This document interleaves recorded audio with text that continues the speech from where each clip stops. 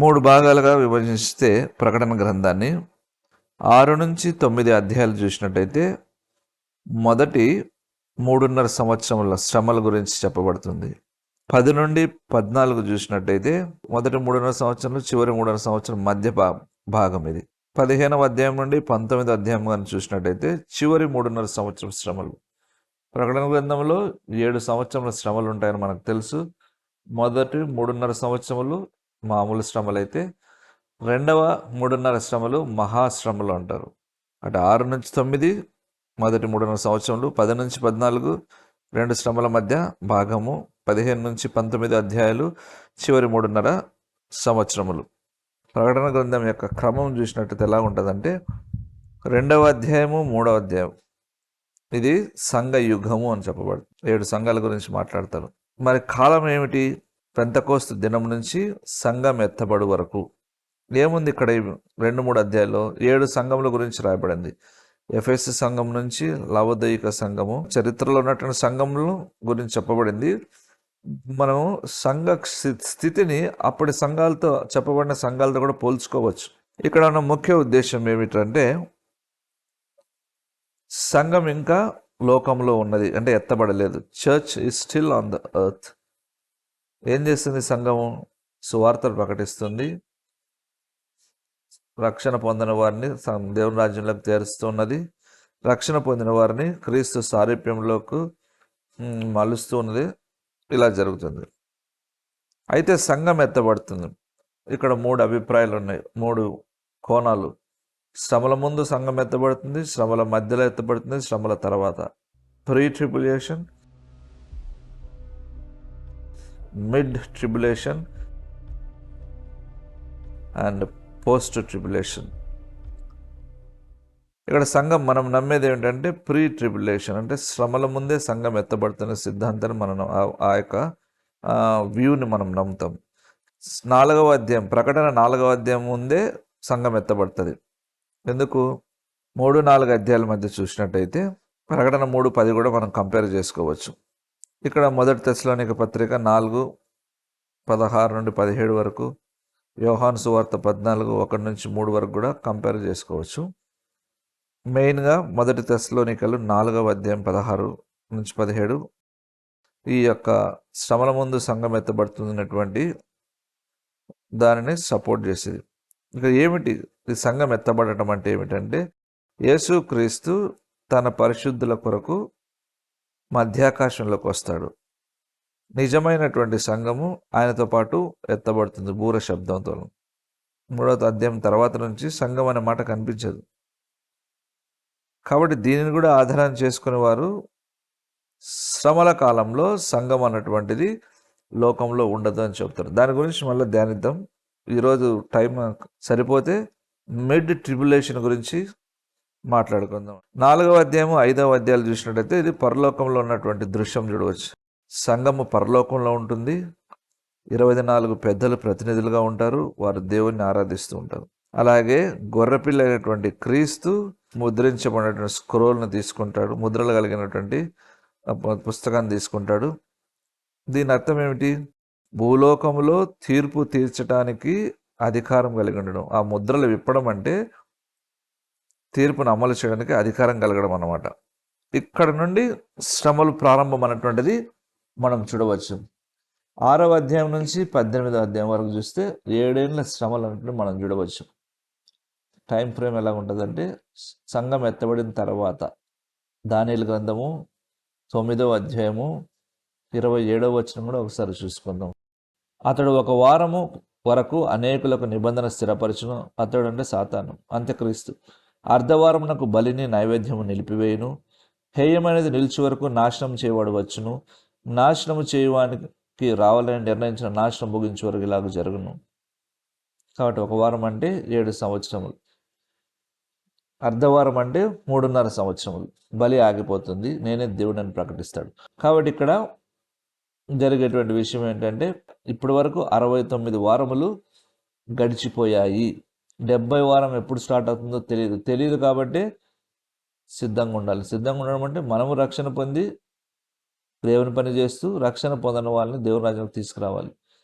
ఇది ఏమిటంటే ఈ యొక్క అధ్యాయాలను 6-18 వరకు మనం చూసినట్టయితే నమ్మనటువంటి ఇశ్రాయేల్ ప్రజల మీద తీర్పు, అలాగే అన్యుల మీద తీర్పు, క్రీస్తు యొక్క రెండవ రాకడకు సిద్ధపాటు.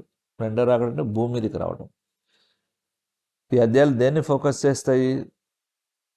నమ్మనటువంటి ఇశ్రాయేలీయులను, అన్బిలీవింగ్ ఇజ్రాయెల్, అలాగే అన్యులు, వీరి మీద తీర్పు. మొదటి 3.5 సంవత్సరాలు ఎక్కడ కనిపిస్తుంది మనకు? 6వ అధ్యాయం నుండి 9వ అధ్యాయం వరకు కనిపిస్తుంది. ముద్రలు 6వ అధ్యాయం నుంచి 9వ అధ్యాయం వరకు. ఇక్కడేమో అంత్యక్రీస్తు రావటము, యుద్ధములు, కరువులు, మరణము, శ్రమలు, ఆకాశంలో రకరకాలైనటువంటి డిస్టర్బెన్సెస్ అని చూడవచ్చు మనం. అలాగే 7వ ముద్ర కూడా చూస్తాం. 7వ ముద్ర ఏం చేస్తుంది? 7 బూరలను ఇంట్రడ్యూస్ చేస్తుంది. 7వ బూర 7 పాత్రలను ఇంట్రడ్యూస్ చేస్తుంది. అంటే 7 సీల్స్లో 7th సీల్ ఏమో 7 ట్రంపెట్స్ ఇంట్రడ్యూస్ చేస్తుంది.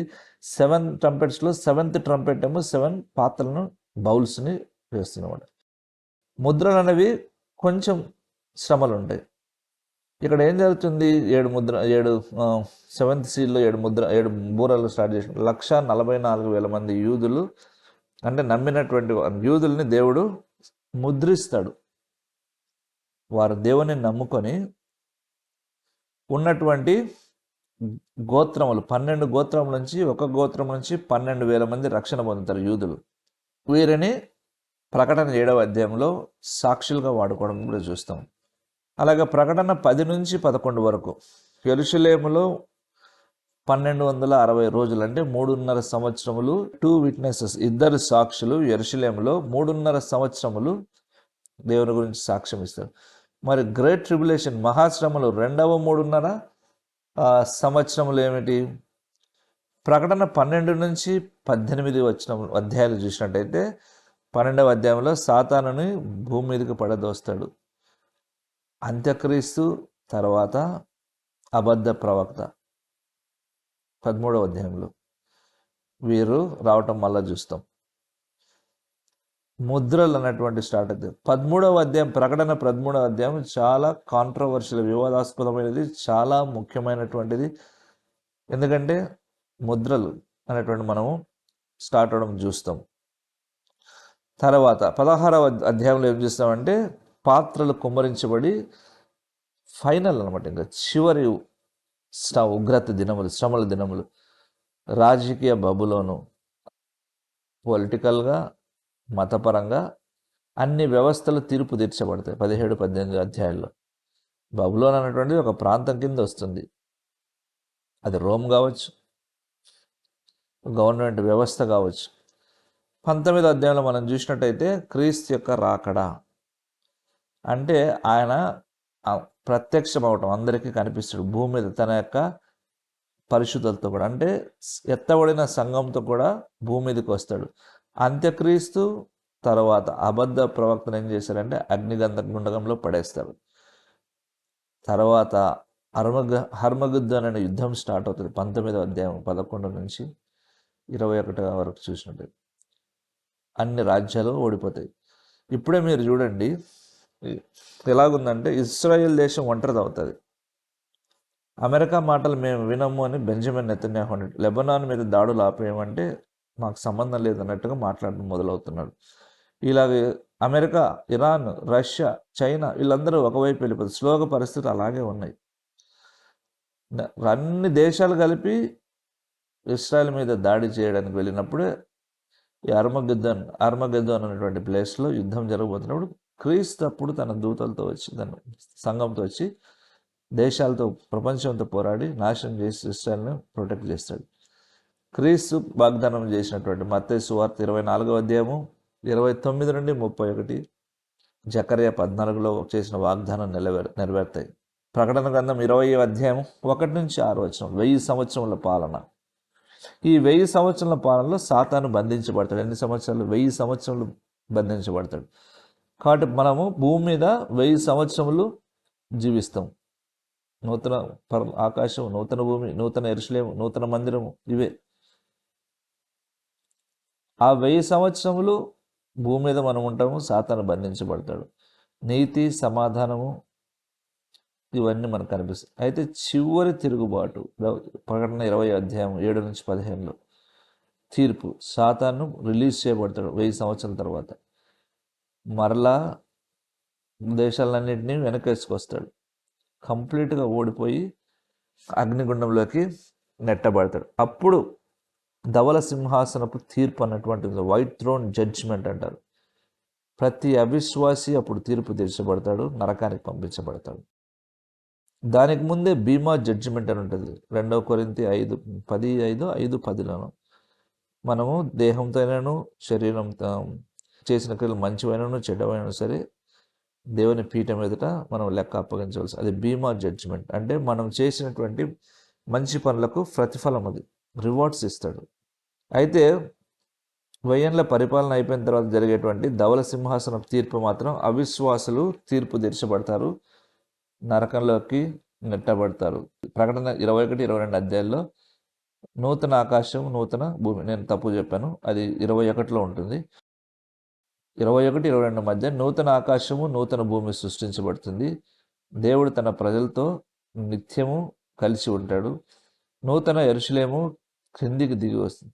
మరణం ఉండదు, దుఃఖం ఉండదు, బాధ ఉండదు. నిత్యము దేవునితో సహవాసం అనేటువంటిది ఉంటుంది అన్నమాట. ఇది ప్రకటన యొక్క క్రానాలజీ. దీని ప్రకారం చదువు.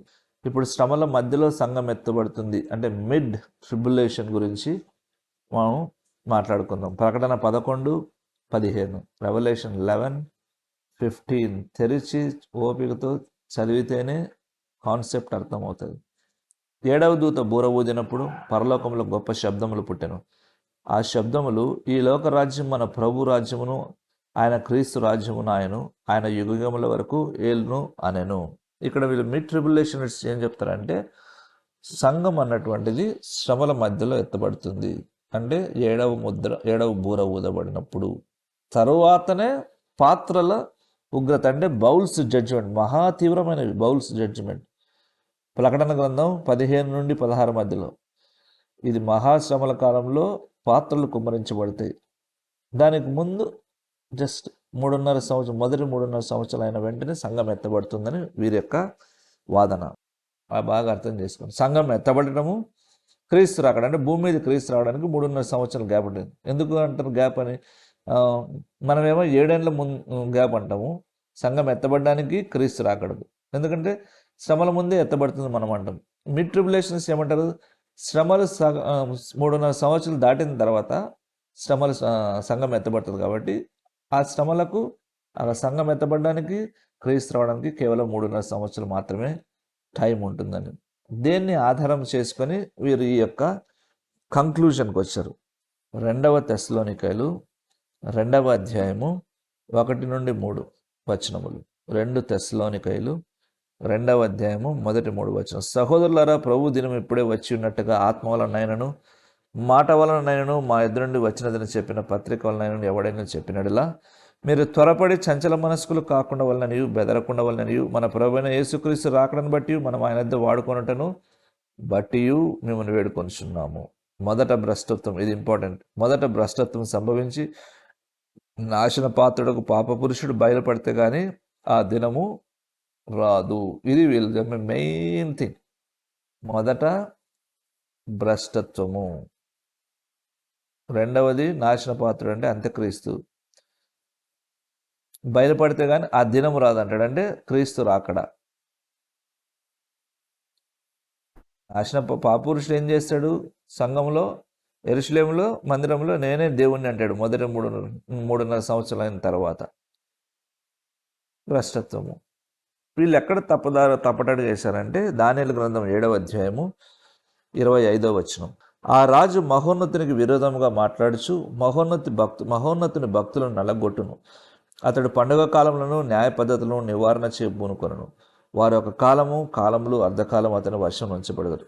ఇక్కడ ప్రాబ్లం ఎక్కడొస్తుందో తన భక్తులను, అంటే ఇంగ్లీష్లో సెయింట్స్ అంటారు.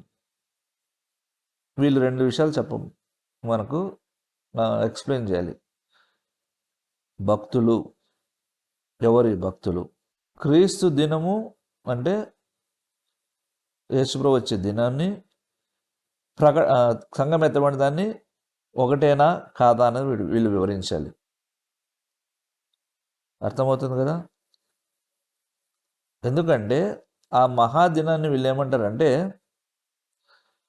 అది సంఘం ఎత్తబడడం అంటారు. అంతే, ద డే ఆఫ్ క్రైస్ట్ అంటారు. క్రీస్తు రాకడని సంఘం ఎత్తబడడం అని వీళ్ళు అంటారు. కాబట్టి వీళ్ళ ఉద్దేశం ఏమిటి? అంత్యక్రీస్తు బయలుపరచబడేంత వరకు ఆ సంఘం ఎత్తబడదు అని. ఎందుకు? 2 తెస్సలోనికలు 2వ అధ్యాయం 3వ వచనంలో నాశనపుత్రుడు పాపపురుషుడు బయలుపడితే కానీ ఆ దినము రాదు అన్నాడు. పాపపురుషుడు ఎప్పుడు బయలుపడతాడు? 3.5 సంవత్సరం తర్వాత. అంటే ఆ సంఘాన్ని ఎత్తబడ్డాన్ని యొక్క క్రీస్తు దినాన్ని ఒకటిగానే చూసుకుంటూ వాళ్ళు 3.5 సంవత్సరాల తర్వాత సంఘం ఎత్తబడుతుంది అంటారు. కాబట్టి ఈ సెయింట్స్ ఎవరు? సంఘమే అని అంటారు. ఆ భక్తులను వీరేమంటారంటే సంఘము అంటారు. దేవుని నమ్మిన వారందరూ అంటారు. మనం ఏమంటాం? ఈ పరిశుద్ధులను కాదు, వీరు సంఘం కాదు, సంఘం ఆల్రెడీ ఎత్తబడింది, వీరంతా ఆ శ్రమల కాలంలో రక్షణ పొంది దేవుని నమ్మినటువంటి వారు అంటారు. ఇది డిఫరెన్స్. తర్వాత వాళ్ళు ఇంకా దేన్ని సమర్థించుకుంటారంటే 1 తెస్సలోనికలు 4:16లో ఆర్భాటంతోనూ ప్రధాన దూత శబ్దముతోనూ దేవుని బూరతోనూ పరలోకం నుండి ప్రభువు దిగివచ్చును, క్రీస్తునందుండి మృతులైన వారు మొదట లేతురు. ప్రకటన 11:15 7వ దూత బూర ఊదినప్పుడు పరలోకంలో గొప్ప శబ్దములు పుట్టెను. ఆ శబ్దములు, ఈ లోకరాజ్యం మన ప్రభు రాజ్యమును, ఆయన క్రీస్తు రాజ్యము ఆయను, ఆయన యుగ యుగముల వరకు ఏలును అనెను. ఇక్కడ బూర చాలా ఇంపార్టెంట్. ఏమిట్రా సెకండ్ వర్స్ అంటే 1 కొరింథీయులు 15:52లో చెప్పబడిన బూర, ప్రకటన 11:15లో చెప్పబడిన బూర ఒకటి అని వీళ్ళంటారు. 1 కొరింథీ 15:52 బూర మ్రోగను, అప్పుడు మృతులు అక్షయులుగా లేపబడదురు, మనము మార్పు చెందుదాం. 51 కూడా చూద్దాం.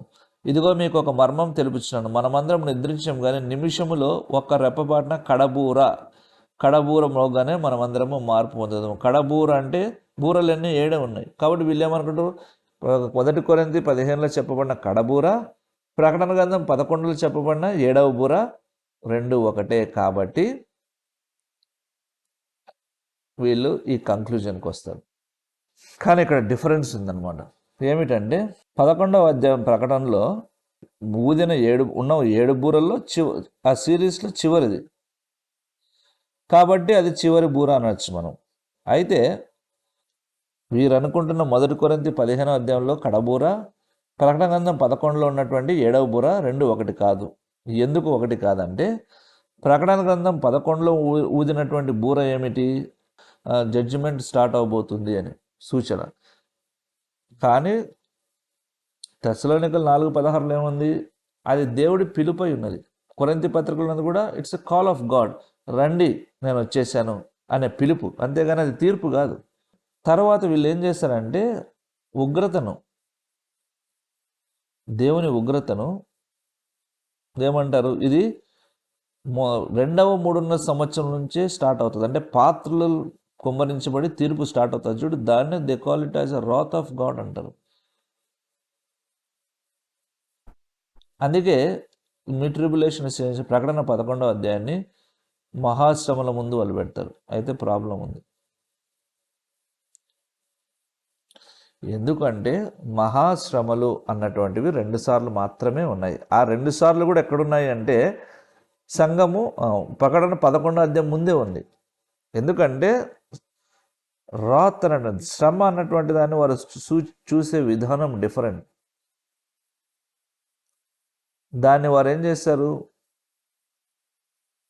ప్రకటన 11లో సూచిస్తారు. కానీ ప్రకటన 7, ప్రకటన 6లో ఉన్నాయి. చదువుతాను చూడండి.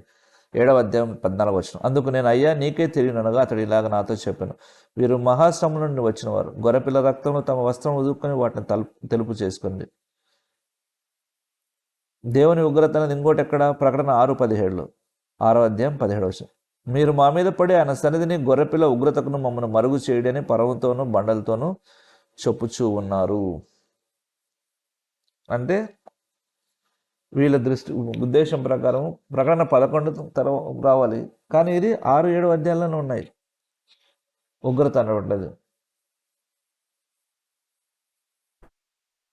7వ బూర ప్రకారము ఇవి రావాలంటారు. కానీ 7వ బూర అక్కడ లేదు. ప్రకటన 7వ అధ్యాయంలోను, ప్రకటన 6వ అధ్యాయంలోను. బాగా అర్థమవుతుందా?